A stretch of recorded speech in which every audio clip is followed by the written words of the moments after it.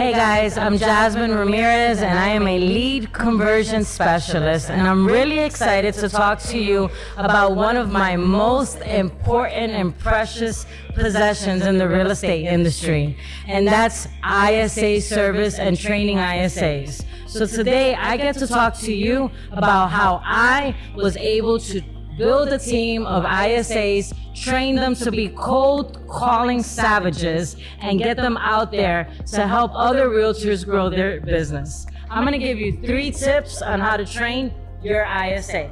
So in the previous series, we talked about when is the right time to hire an ISA. Well, we know that if you're busy, you're productive, you want to have someone that is keeping the business going. So having a cold caller, an ISA, or a virtual assistant really helps you leverage your business and offers you the support so that they can continue the phone calls while you focus on closing the deals. Well, how do you train an ISA when you yourself don't want to make those phone calls, right? I mean, we all go through it. Cold calling reluctance, fear of objection, fear of rejection. So as a team leader, there's even more pressure on us because we have to be able to give the resources and give the tools and also the guidance. So 3 tips to train your ISA. Number 1 is provide them with the training, the tools, and the resources. If you don't have a blueprint made out, if during the process that you were doing your own prospecting and building your business, you didn't create a blueprint, which I strongly recommend. If you haven't done it, do it. Because anything that you do more than once, if you do it twice, it's worth documenting, okay? So in my first tip, I'm gonna tell you to have the right tools, to have the right resources, and make sure that you invest in training. Don't be afraid to invest in your ISAs. If you can't spend the time to dedicate with them by keeping them accountable and role-playing with them and just listening to their calls, then hire a prospecting coach. I myself am a prospecting coach. I love to just work with ISAs, and they feel safe in a zone with me because I dedicate my time to make sure that they understand it's about building relationships and not just closing deals. So that was tip 1. Provide the resources and the tools, and if you can't do your own training and coaching, then hire a coach specifically in the prospecting field to help your ISAs grow their business. Tip 2. You have to understand that it is a grueling process to be on the phones all day long, whether you're doing 4 hours or 8 hours a day.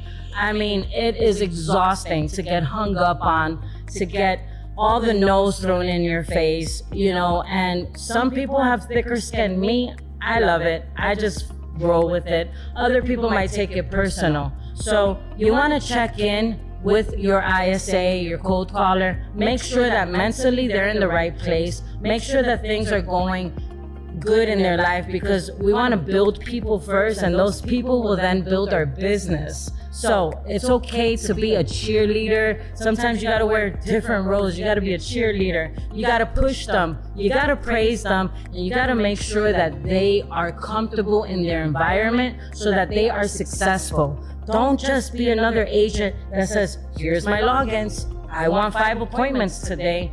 Well, if they're not getting you the results, it's a constant check-in on them, making sure that their mental state is where they need to be. Tip 3, have systems and tools that help keep your ISAs accountable. Believe it or not, accountability is love, and people really do appreciate when you love them enough to call them out on things that are not working. I get it all the time. I work with realtor partners nationwide, and they hire my cold callers to make calls for them.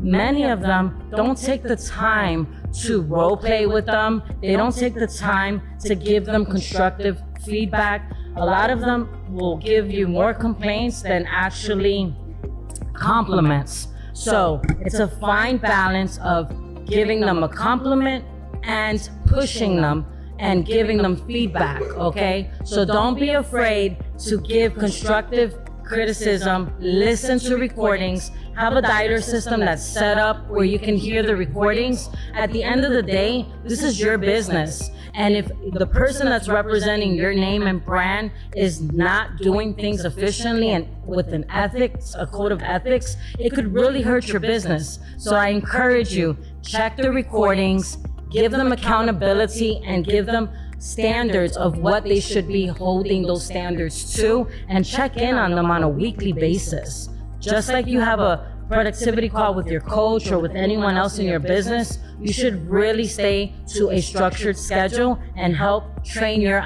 ISA to be the most effective possible. And that was my 3 ways to help you train your ISA.